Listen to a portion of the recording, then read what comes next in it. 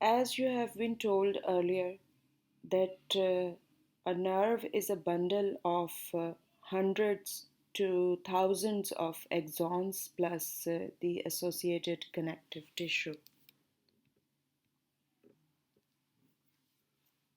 12 pairs of cranial nerves they emerge from the brain, and 31 pairs of spinal nerves emerge from the spinal cord.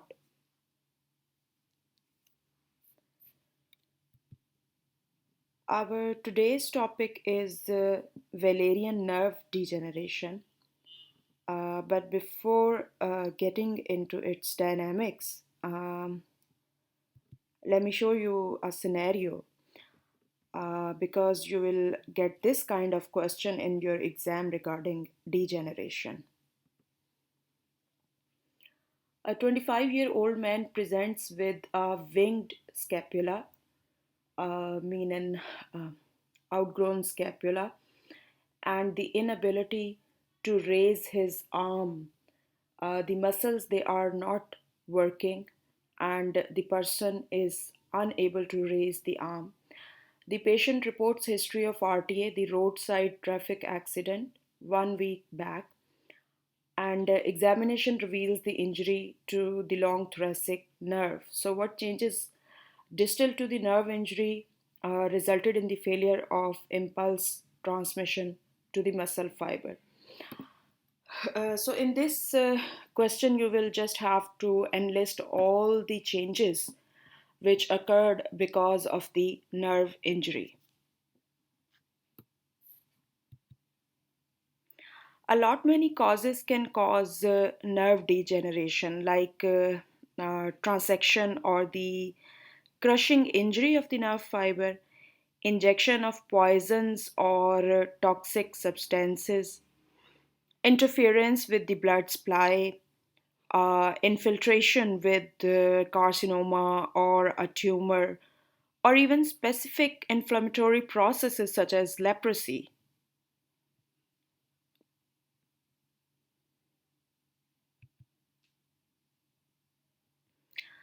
If a myelinated axon is injured, its distal segment undergoes Wallerian degeneration. After the nerve section, changes occur in proximal and distal segments. First, let's look at the distal segment changes and then some others. Within 48 hours, anatomical and chemical changes they start in the distal segment. Axon swells up and it is broken into pieces. Both exoplasm and exolemma they become tortuous, and axonal fragments they get absorbed in a couple of days to 1 week, probably by phagocytosis.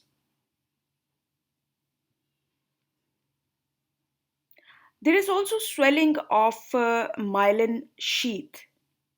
It is broken and it is replaced by few droplets, and these droplets they are lipoid in nature, and they are composed of lecithin, fatty acids, cholesterol, sphingomyelin, etc.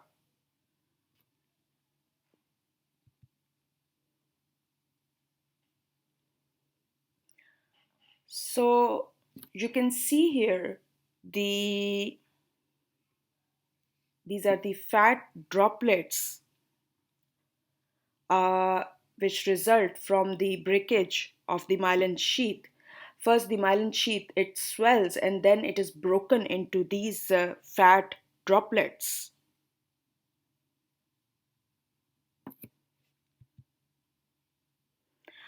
What could be the triggering factor for these changes which cause the physicochemical destruction? Uh, these changes they occur because of the hydrolase enzymes which are released from the Schwann cells and the macrophages. The physical destruction it completes in 8 to 10 days. The chemical destruction within 32 days, and both they are completed within 3 months. Now, the question is how to identify a dying nerve. It's easy because the staining property it gets changed. Around 10 to 12 days, nerve fibers undergoing degeneration can be identified by marshy staining only, and it gives a brown to black color to the degenerating nerve fibers.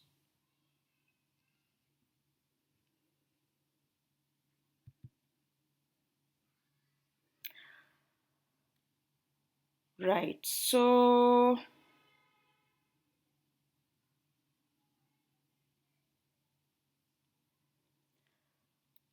now I tell you the changes in the distal segment which occur regarding impulse conduction.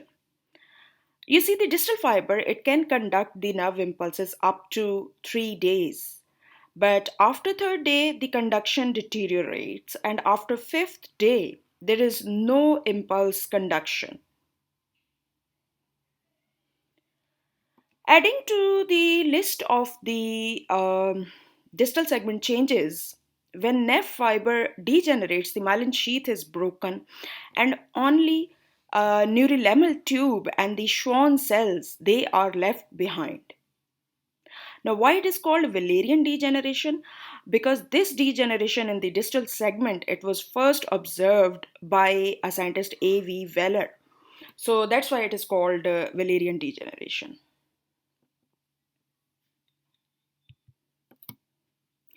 Let's look now at the changes in the proximal segment. Up to the first internode, the changes they also occur in the cell body, and these changes they can be termed as retrograde chromatolysis. Some neurons they may show no changes after axonal injury. And keep in mind that this chromatolysis that usually reverses over a period of several months.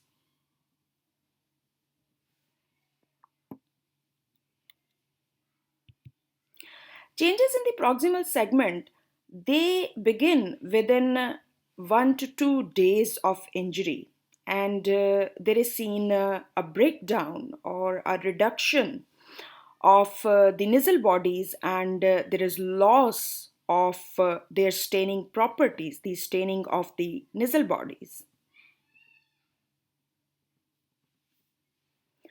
Now, the retrograde chromatolysis, it results in increased uptake of water and swelling of the cell body.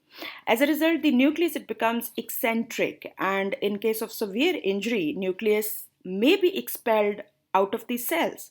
And in that case, there is no chance of regeneration. The mechanism underlying chromatolytic reaction is the loss of signal substance.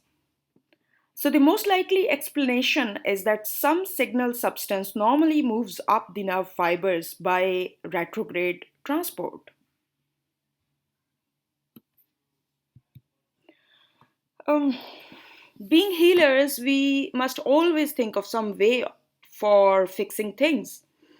So, let's dive into nerve regeneration.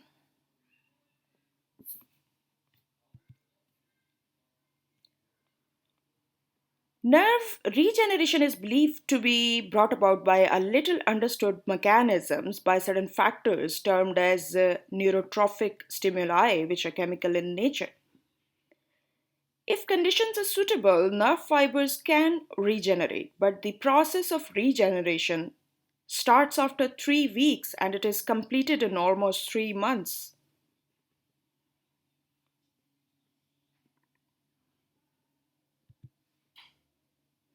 When we are trying to understand regeneration, you should know that what a nerve growth factor is. It's a protein secreted by a variety of cells and taken up by nerve endings from the tissue where it is produced. It then is transported centripetally along the exoplasm to the cell bodies of neurons. And in addition to this nerve growth factor, several other factors they have been discovered which affect the growth of neurons of different types and sites. The examples they include brain-derived neurotrophic factor and other neurotrophins, which are designated as type 3, 4, 5, and 6.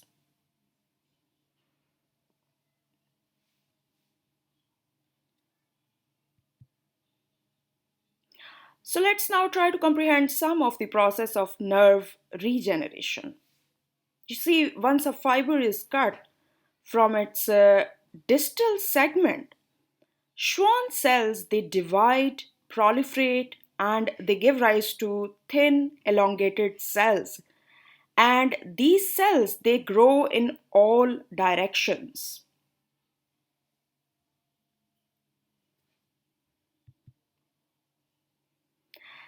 So, as a result, the gap between the cut ends that is filled with the Schwann cells. But do not forget that there is some growth of Schwann cells also from the proximal segment.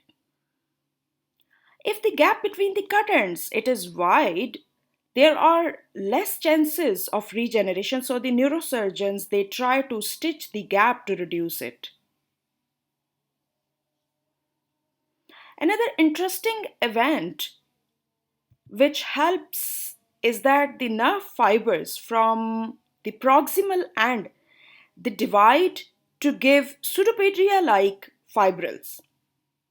These fibrils they grow along the Schwann cells towards the distal segment and enter the distal segment.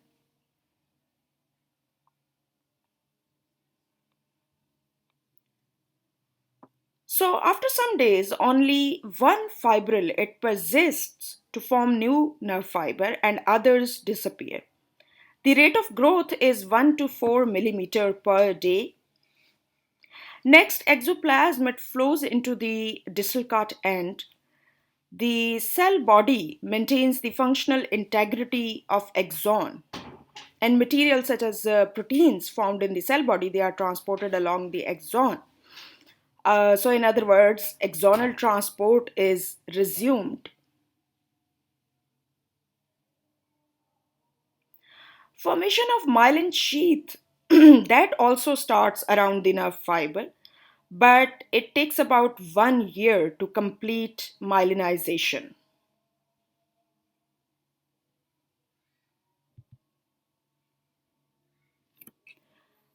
No regeneration occurs in the central nervous system, and several reasons could be proposed for that. Since no neurolemma is present, so the endoneurial tubes they are absent in the central nervous system, and the regenerating axons they cannot be guided. Well, another reason is the oligodendroglyocytes, which in the central nervous system they are the counterparts of the Schwann cells. They fail to serve in the same manner as the Schwann cells. The activity of astrocytes that results in the formation of scar tissue, which hinders regeneration, and this process is termed gliosis. Now, central nervous system neurons, they also do not upregulate the growth associated genes to the same extent as do the peripheral nervous system neurons do. For example, the regeneration, it does not take place in the optic nerve fibers. There is an attempt at the regeneration of the axons by sprouting, but it fails to materialize.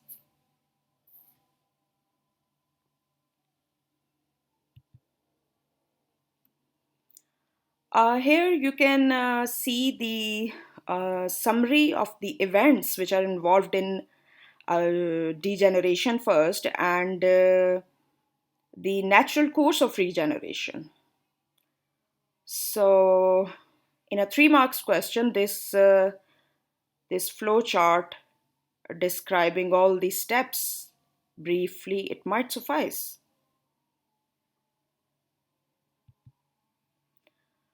Let me now introduce you to a neuroma. If the gap between central and peripheral ends of the fibers is more than 3 millimeters, the fibers they tend to intermesh and they form a tumor-like swelling which is called neuroma, and it is very painful in case of sensory nerves. This neuroma that arises from the distal end of the central stump, that is the true neuroma, and it is a frequent complication of amputations.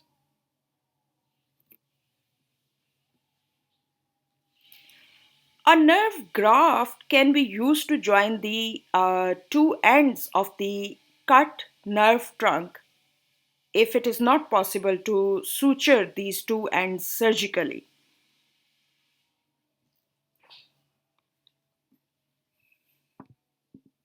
The graft is obtained from the patient himself. Results of nerve grafting, they have been satisfactory in many cases. However, in spite of a perfect obvious regeneration and a mixed nerve trunk, functional disturbances they may appear. And this is because many nerve fibers they may make functional connections with the different nerve endings. Say if a motor nerve fiber makes connection with a sensory nerve fiber, the area supplied by this sensory fiber will lose the sensations.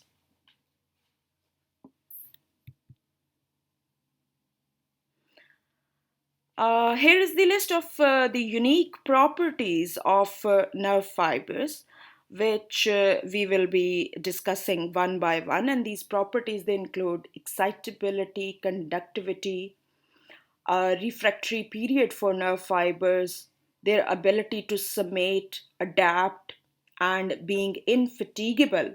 And then they follow a all or none law.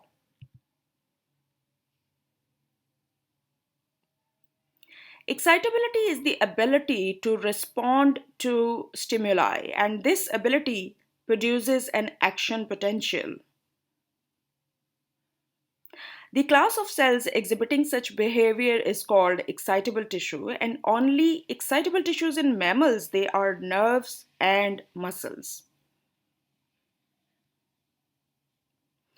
Keep in mind that excitation is frequently regarded as a property of surface membranes, and excitation depends on the transmembrane ionic gradients.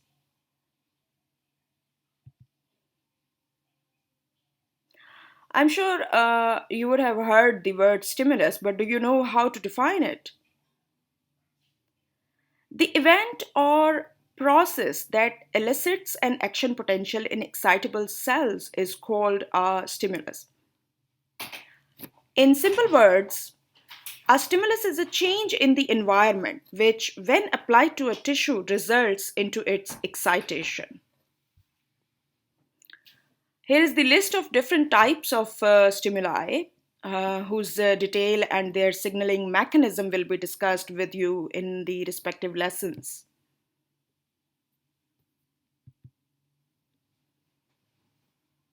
What you should remember is that a nerve impulse is a physicochemical change conducted along a nerve fiber. Another noteworthy concept is of the threshold stimulus. To excite a tissue, there must be a stimulus of sufficient voltage and intensity. Now, the minimal voltage or intensity of the stimulus, which is required to stimulate and excite a tissue or a nerve fiber, that is called a threshold stimulus or minimal stimulus or liminal stimulus.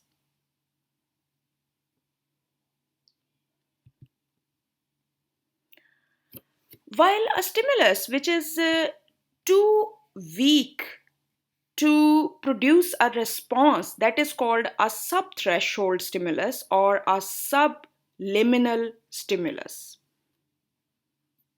On the other hand, the stimuli having strengths higher than threshold stimulus, they are termed as suprathreshold stimuli. Let me now introduce you to some new concepts of nerve physiology, and for that, look at this university question.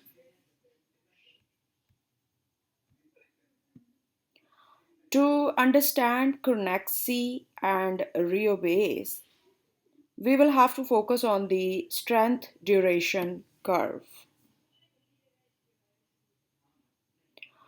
Reobase and chronexy, they are the points defined on a strength duration curve for the stimulus of an excitable tissue. While the strength duration curve, it is a graph between electrical stimuli of different intensities and recording the time needed for each stimulus to start the response.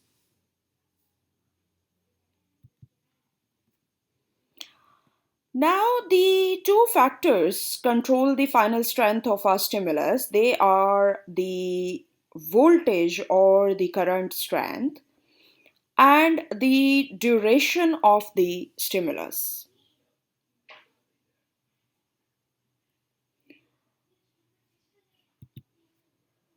So, a low voltage stimulus will have to be applied for a prolonged time to reach the threshold level. And a high voltage stimulus will need shorter duration to become threshold.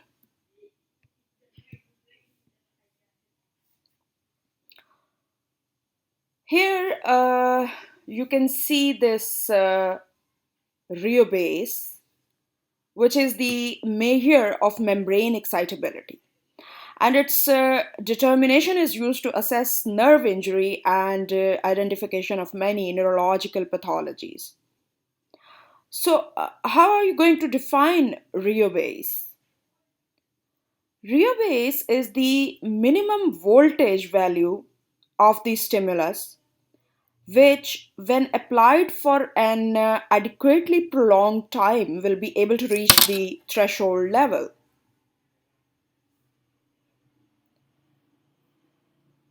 Uh, so, what is this utilization time? You see, while the minimum time that a current equal to reobase needs to reach the threshold, that is called utilization time. The next important concept is chronexy. Chronexy is the time or the duration in which a current double the reobase. When applied, it will reach the threshold.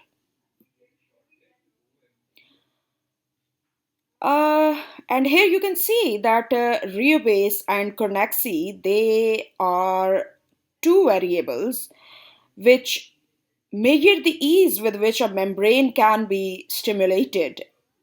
And keep in mind that these two variables, they are inversely related, as you can see in this figure of different nerve fibers SD curves.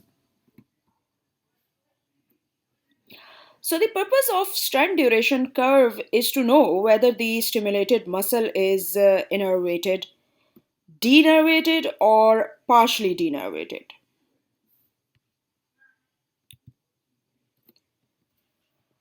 All or none law states that a stimulus which is weaker than a threshold stimulus will fail to produce a response.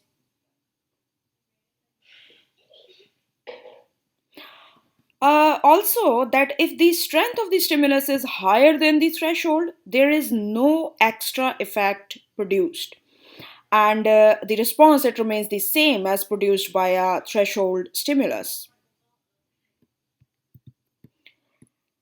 Now, let's get to know the refractory period. It is the period during which the tissue it does not respond to a second stimulus after the application of the first stimulus. There are two types of refractory period: absolute refractory period and relative refractory period. Absolute refractory period is the part of the refractory period during which the tissue does not respond to a second stimulus, no matter how strong it may be. While refractory, the relative refractory period, that is the part of the refractory period during which the tissue it responds to a second stimulus, but the strength of this stimulus it must be higher than the threshold value.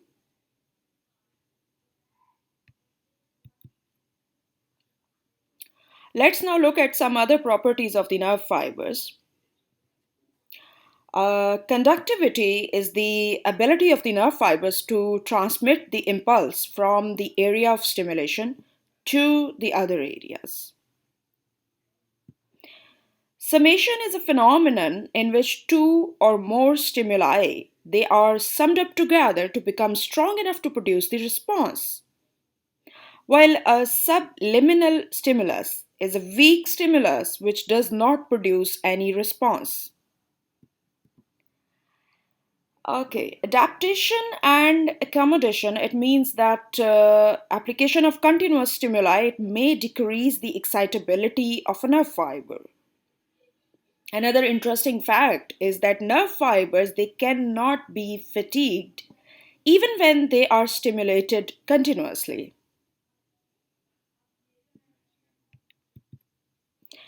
Now let me tell you a few properties of mixed nerve fibers. You see, spinal nerves they are mixed nerves because they contain both sensory and motor fibers. The direction of transmission in motor fibers is from the spinal cord to the periphery. In sensory fibers, it is from the receptor to the sensory ganglia and then to the spinal cord or brain. While in an isolated nerve, it could be in any direction. Impulses, they are transmitted with different velocities depending on the diameter and the myelination of the nerve fiber. Mixed nerves fibers, they have different degrees of excitability. Now, what is this compound action potential? You see, when all the fibers of a mixed nerve they are stimulated, a multi-peaked action potential is generated, and this multi-peaked action potential that is called a compound action potential.